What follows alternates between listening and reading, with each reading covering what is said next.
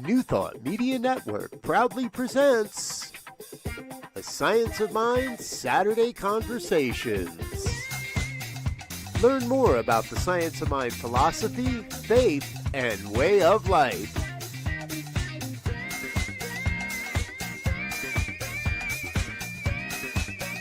Join our team of experts for a weekly deep dive discussion.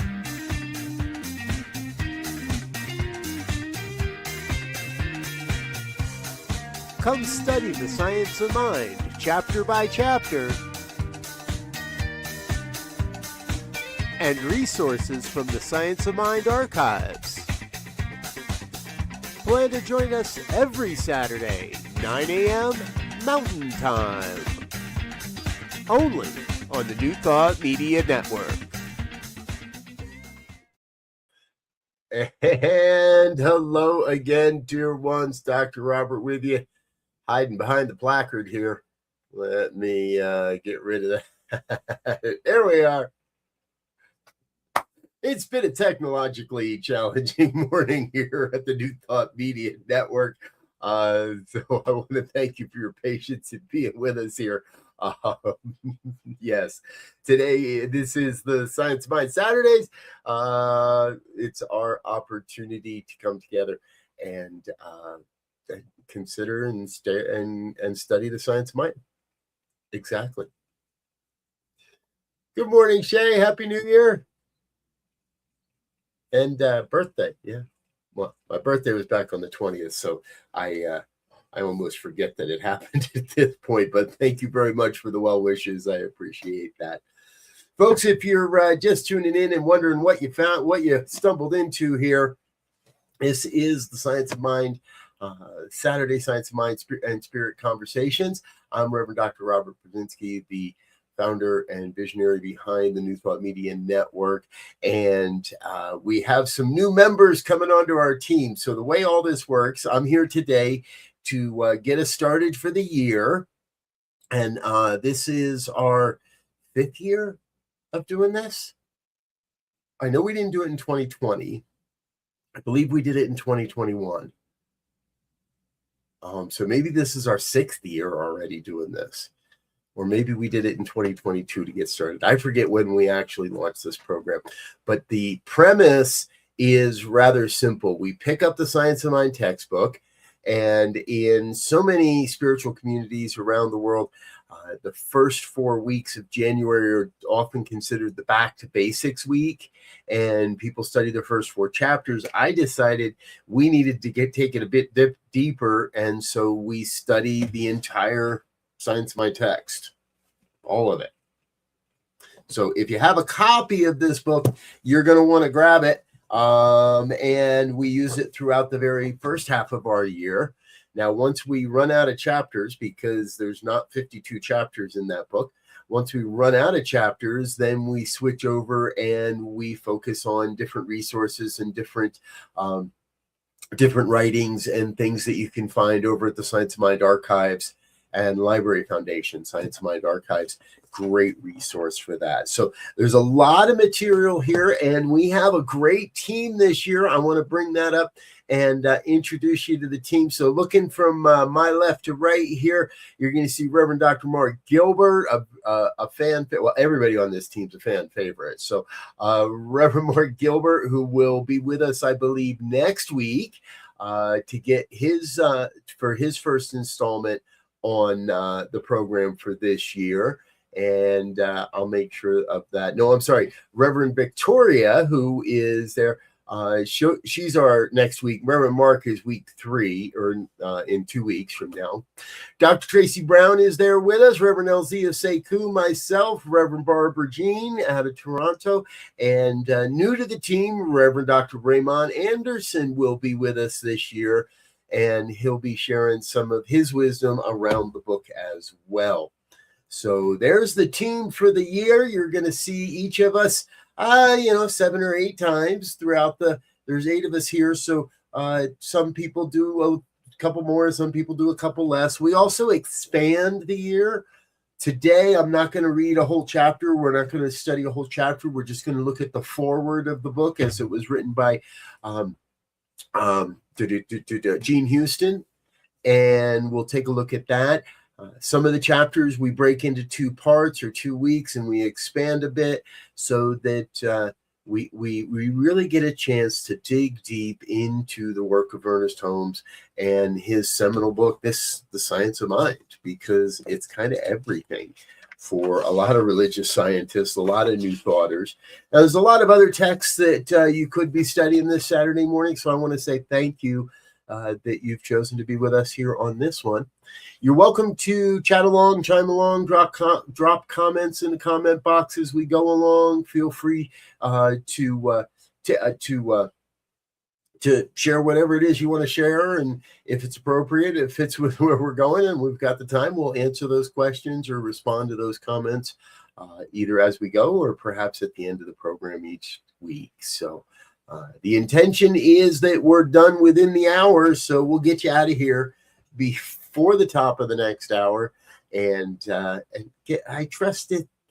I've heard from a lot of people over the years now that this is a really valuable resource for students of the science of mind. I've heard many practitioner students are now recognizing the value here and leaning into some of the lessons. We change it up every year. Now, I'm always here on the very first Sunday to get us started. And so if you want to go back and look at what I said about these stuff last year at this time, you're welcome to. However, we really do our best to make sure we switch it up and that you're not getting the same people year after year. So if you find a particular chapter and you want to see what some of our other hosts have said over the years, you just do a search on our YouTube channel. All of these programs are in a specific playlist, the Science of Saturday, Science, Mind, and Spirit playlist. So you can go back and look at all the past year's episodes. And if you wanted to just look at, what each different person had to say about a specific chapter, that's available to you as well. All right, let's dive in. When you open the book, there's a page in the front that is not even numbered. It's just there. It's kind of a dedication page, and I love it. Many people use this throughout the year. The very first thing is it says, these lessons are dedicated to that truth which frees man from himself and sets him on the pathway of a new experience, which enables him to see through the mist to the eternal and changeless reality. Now, we do want to remember that Holmes spoke in the language of his time, which definitely used a male hierarchical pronoun structure. Many of our presenters will do our best to change the gender and make these passages gender neutral, and I'm going to try to do the same here today. So we also want to remember in Holmes's language, any word that is capitalized in the middle of a sentence or in a convention other than the normal first word of a sentence, anything that's capitalized denotes the higher perspective or the divine perspective of that word rather than the lowercase human perspective. So in this case, Holmes writes, these lessons are dedicated to that truth with a capital T. So he's not referring to a human truth. He's referring to the divine or the absolute truth of a concept. And in this case, the word truth. So these lessons are dedicated to that truth which frees us from ourselves and sets us on the pathway of a new experience, which enables us to see through the mist to the capital E eternal and capitalized changeless reality. So the book, the lessons, and he specifically says these are lessons, are dedicated to the absolute truth which frees us from ourselves and sets us on a path of new experience, which enables us to see through the fog or the mist to the eternal and changeless reality. We're going to figure out what that eternal and changeless reality might be as we go along this year. And then one of a classic little poem, Peace be unto thee, stranger. Peace be unto thee, stranger. Enter and be not afraid. I have left the gate open, and thou art welcome to my home. There is room in my house for all. I have swept the hearth and lighted the fire.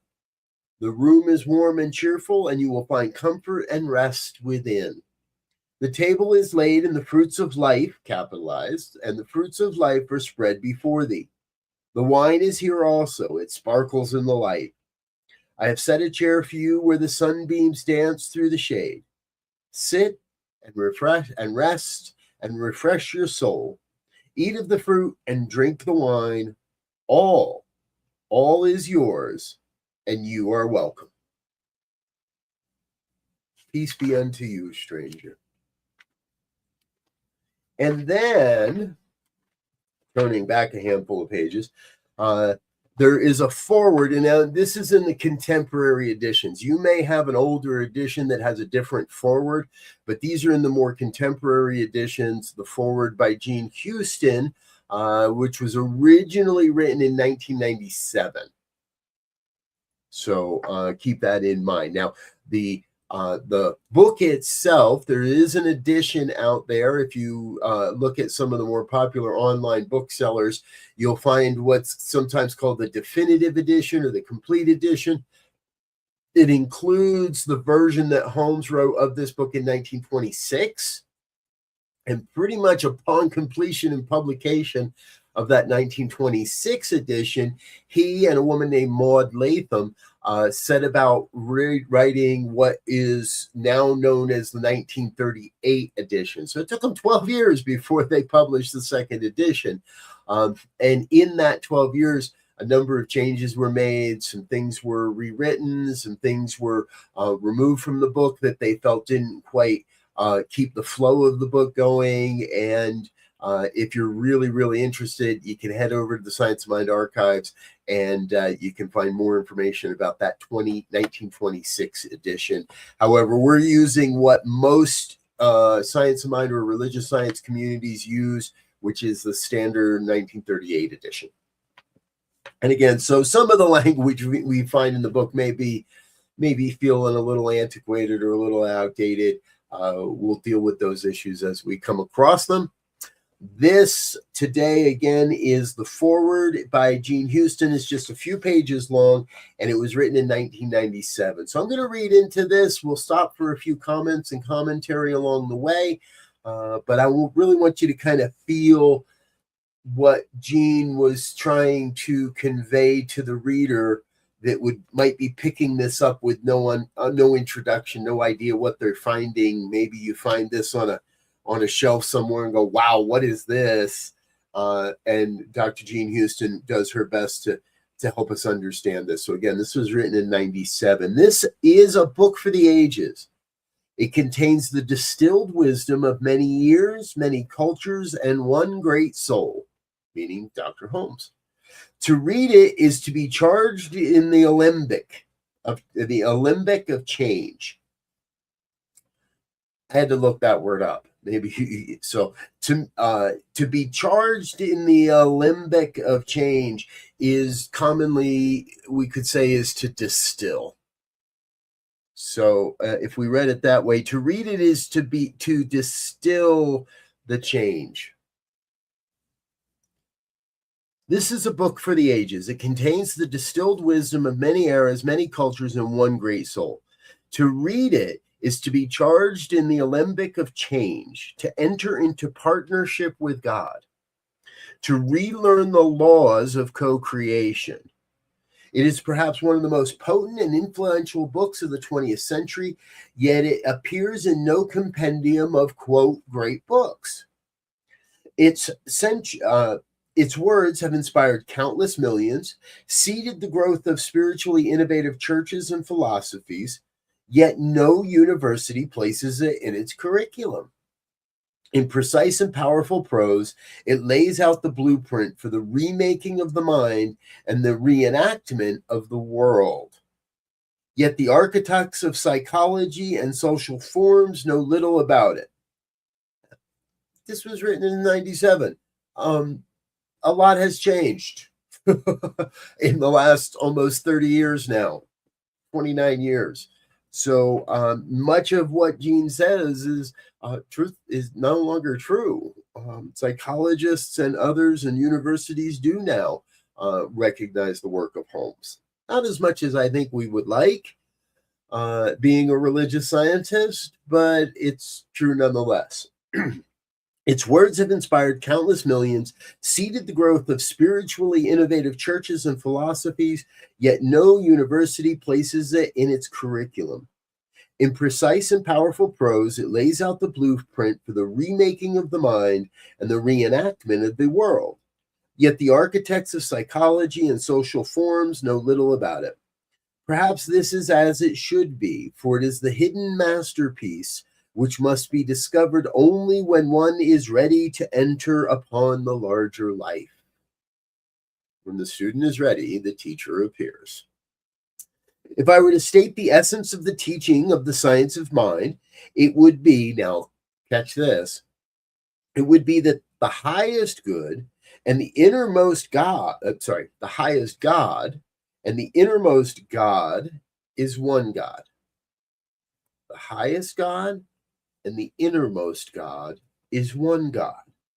The core of each human being is the original creative genius of the universe. You are the original creative genius of the universe.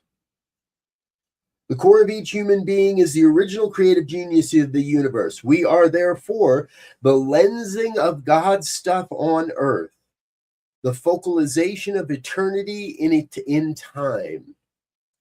Consciously or unconsciously, we direct the flow of the universal mind, and she capitalizes those words following Holmes's convention that this means the divine mind, the universal mind.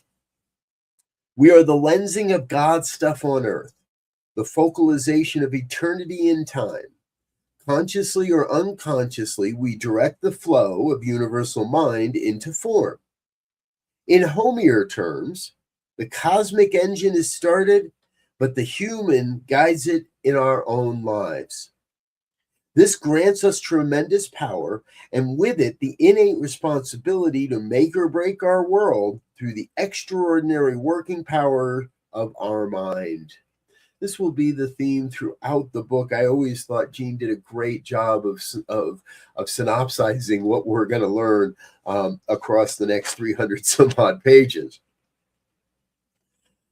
Thus, the practical emphasis in the science of mind of schooling in the power of trained thought.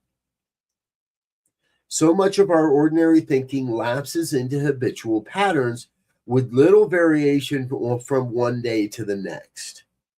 Our lives mirror this and fall into serial monotony, interrupted by episodes of trouble, panic, and loss. We live then as limited, crippled versions of who and what we are, suffering the continuance of emotional plagues and toxic thoughts, and the world reflects this tragically. In contrast, the science of mind takes seriously the dictum of being recreated through the renewing of our minds, but not just our minds, but our bodies and souls as well. We're setting forth on a journey of renewing our minds, our bodies, and our souls by studying this work. The powers of second Genesis lie within us. Now, I like to stop right here because the powers of second Genesis lie within us. For me, what she's speaking to here is that personal relationship between God and humanity. And in the classic What We Believe statements, Ernest Holmes wrote that anyone may become a revealer of truth who lives in close contact with the indwelling spirit, with the divine, with the universal, with God. So here, Gene is sort of echoing that a bit. The powers of second Genesis lie within us. But this means that we must agree to attune and orchestrate our thoughts and emotions toward higher purposes and creative ends. We must attune and align. We must come into alignment with this impulse towards greater good, towards service to humanity, and the creative ends. Attune and orchestrate our thoughts and emotions. We're going to learn how to do all of this together on Saturday mornings throughout the year. The powers of second Genesis lie within us, but this means that we must agree to attune and orchestrate our thoughts and emotions towards higher purpose and creative ends. In this, we have help. For Spirit, capital S, for Spirit assures that the lure of becoming is always calling, as is the incendiary vision of what we may be. The lure of becoming. In the coming days, you're going to hear from me in launching a new program for 2026 called The Sanctuary of Becoming. And it's in part based on what we find here, the promises that are being made here. In this, we have help, for Spirit assures that the lure of becoming is always calling. It is the incendiary vision, the fiery vision, the passionate vision of what we may be. We are limited only by concept and the refusal that comes from ignorance or laziness to remount the slope of thought. We are limited only by our refusal or our ignorance or laziness to enter into new thoughts, our own thoughts. The science of mind gives us the passion for a new possibility, along with precise and clear directions for building a new matrix of mind and manifestation. Building a new matrix of mind and manifestation. I love it. It shows us how to activate the constructive imagination and how to hold in thought and feeling the intention and energy for healing, holing, and co-creation. So this philosophy, this work, this process teaches us how to activate the imagination, the constructive imagination, not the destructive imagination, not the imagination that says what could go wrong, the imagination that says what's going right. It shows us how to activate the constructive imagination and how to hold in thought and feeling both the intention and the energy necessary for healing, coming to wholeness, and co-creation with the divine. I'm going to talk a lot about co-creation this year. It shows us how to stop boring God. Do you imagine God, this all-powerful oneness, being bored by our thoughts, by who we are? It shows us how to stop boring God by waking up to the fact that we are here in God's school to learn the principles of world making and the evolution of self and society. And this one to me is huge. The evolution of self and society. I believe over this year you will hear again and again and again on Saturday mornings. We do the work first for ourselves. Then we do the work in our communities, the organizations we serve, the churches we attend, and that serves to change the world. We don't set out to change the world. We set out to change ourselves. We set out to change the conditions in our own life based on the beliefs and the feelings that we bring to the party. Evolution is seen to follow involution, wherein we discover that our minds are stargates, our bodies cells of mysteries that give us keys to the emerging phase of our existence. Ernest Holmes was one of the first to direct us to what is to be found in the vast ecology of inner space, our own minds. In this scope of understanding and application, he anticipated and prepared the field for the revolution in mind and brain research that was to come. And this is absolutely true. Now remember, Holmes wrote in 28, 30, the 30s, the 40s. He made his transition in the 60s. So this was written a good 35 years after Holmes had left the planet. And Dr. Jean is pointing directly to the impact that he and this work had. And she's being able to look at it with the hindsight that says, yes, this happened. We're now able to look at this from a perspective that says, wow, Jean really did predict in many ways the future that we've experienced, that we've been living for the past almost 30 years. Ernest Holmes was one of the first to direct us to what is to be found in the vast ecology of inner space. In his scope of understanding and application, he anticipated and prepared the field for the revolution in mind and brain research that was to come. The patterns of an emerging sacred psychology are offered in the knowing that as we go within, we can access the depth structures of our being and build bridges to the great archetypal realm wherein lie the dynamic designs that form and reform our reality. We have the ability, and Holmes is going to lay out the field, the practices, the principles that remind us, that help us to truly embody this deep truth. We go within, we access the depth structures of our being and build bridges to the great archetypal realm wherein lie the dynamic designs that form and reform our reality.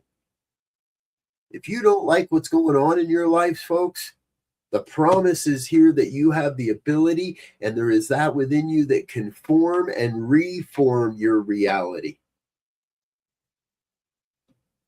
Throughout this year, you're going to hear our presenters, this wonderful body of ministers, present again and again stories of how we have each used this to go beyond the old limited thoughts and what we're led to believe. And if there is something in your life that is calling, that is whispering for great transformation, this 2026 is the year of transformation. Wow, is it going to be a big year? I can promise you that. It is a year of vast transformation for so many of us, because more and more people understand their ability to change the form, to reform their reality. If you were born into poverty, you need not stay poor. If you were born into trauma, you need not remain in trauma. If you were led to believe that you are not good enough, that you don't have enough, that there isn't enough, we have through this work the ability to change all of that and to reform into what it is we truly desire and what I believe we are here to do, which is serve the evolution of human consciousness. Jean continues, the science of mind shows us how to be active and creative citizens in a universe and innerverse richer than all previous imaginings. Active and creative citizens in a universe richer than all previous imaginings. Take the vision, take your imagining and go beyond. One of my personal mantras for the year, onward and beyond. Onward and beyond. Onward and beyond.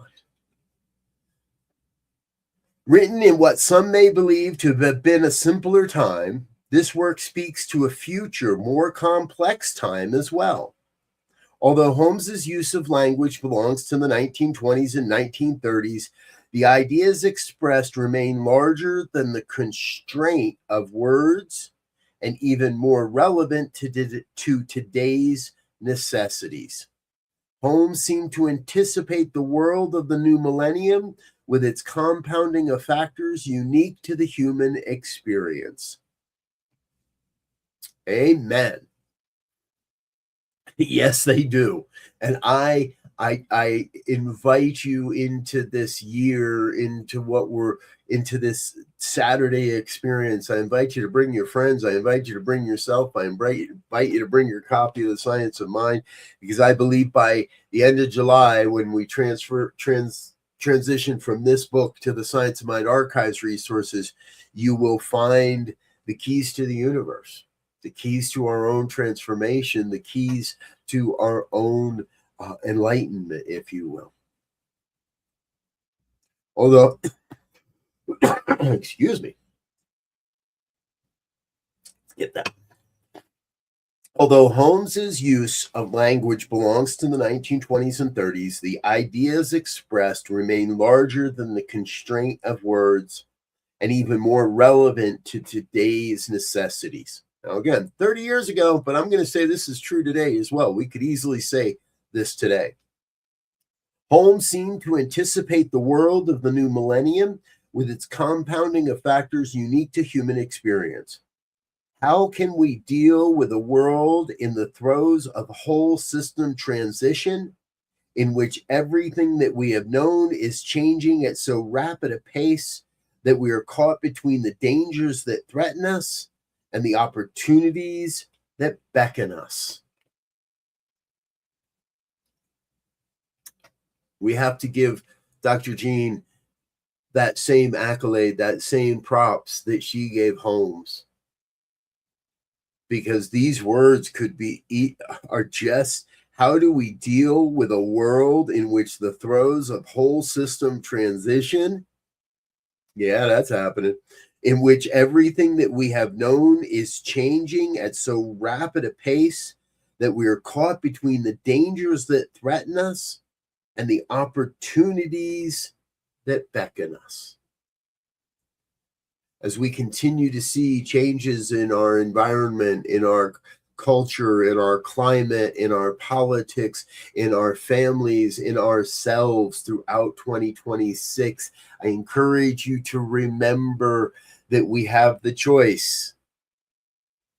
We can fall into and surrender to the dangers, or we can take that step forward into the opportunities that are before us. And I believe one of those opportunities is world peace, is a true sense of deep and abiding peace across the planet. Educated for the demands of a different time and culture, we are called to be re-educated, to use much more of ourselves in meeting the many new challenges that confront us. We have no choice then but to democratize greatness. Sorry, let's start that part again. What do you think, huh?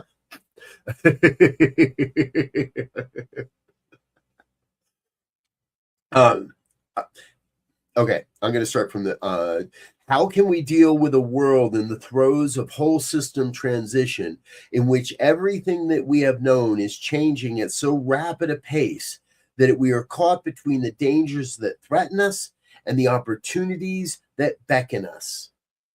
Educated for the demands of a different time and culture, we are called to be re-educated, to use much more of ourselves in meeting the many new challenges that confront us.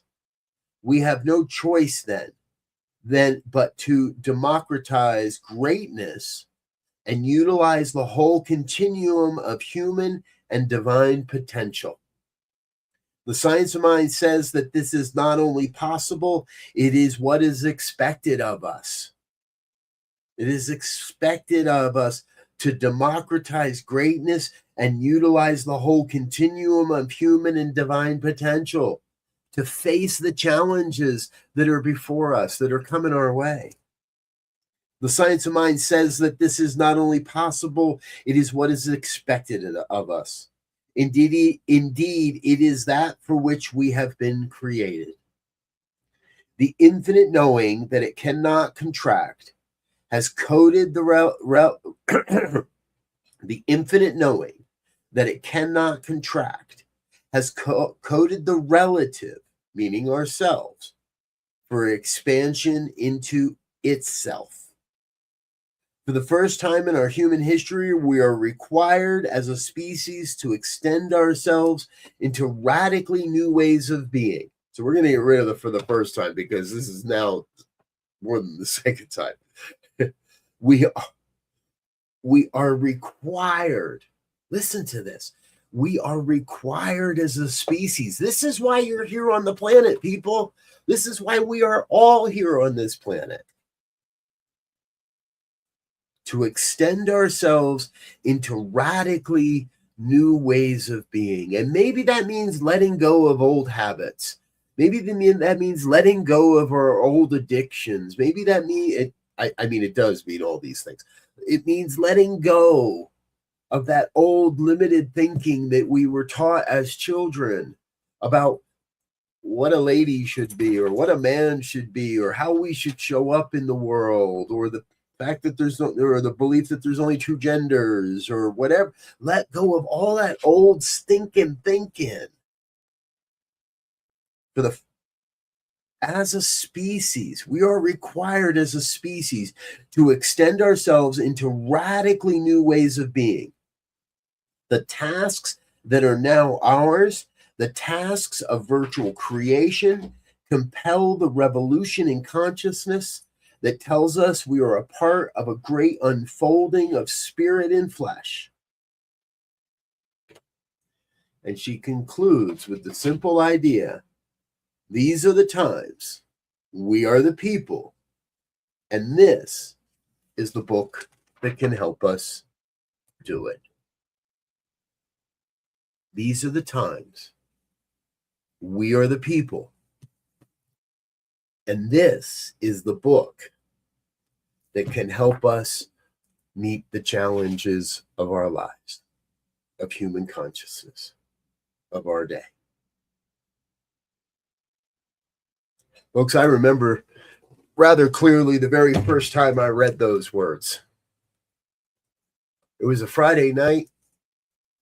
I was living in Salt Lake City. The year was 2000. 24 years, 25, almost 20, over 25 years ago. The first time I read those words. My beloved, now wife, Laura, was out working. This was before the easy access to dopamine addiction. It was before, and I came home on a Friday night, and this book was sitting on the table, and I had the choice between the television and the book, and I chose the book. And I read those words for the very first time, a Friday evening in September 2000. And I began to weep. I began to cry. That night I continued to read through and I didn't even know what I had. I had no clue what it was that I was about to embark upon. And I read the first 4 chapters before my beloved came home that night. I now realize how important that was for my life, for the transitions and the transformations that would come in my life, and to this day still occur. I'm right now in my life and in my ministry going through a great transformation, and I imagine you may be as well. For there is great transformation happening all over the planet at this time. 2026, if we want to play some numbers, is a number 1 year. 2 plus 2 is 4 plus 6 is 10. 1 plus 0 is 1. It's a 1 year. It's a new beginning. We have the opportunity before us to enter into a great transformation, which I believe we cannot avoid, Well, we can try and avoid it. We can try to deny it. But I've also learned that once you understand the truth, not only does the truth set you free, but you learn you cannot deny the truth, even if you think you can. You cannot deny the truth that is inherent within this book. And that is why it has changed countless lives. And that is why there are people all over this planet who will be studying this work this month, this year, with us. There are more people tuning into this program every year than any year before. And again, I invite you to invite your friends, invite your neighbors, invite anybody. You pick this book up on most anywhere. And together we're going to enter into this great transformation. I remember that Friday night in September because it opened the door to the greatest transformation of my life thus far. And every year we step into a new way of being. Every time I turn back to this book, I come to a new opportunity of transformation, a new calling to serve humanity's evolution. And I believe you are here. If you're hearing these words, that is true for you as well. Even if you don't recognize it, even if you don't see it, it's true for you as well. I'm Dr. Robert. Each Saturday, I invite you, each and every Saturday, join us. I mean, look at this lineup of people. Where in the world do you get to study with? There's got to be several hundred.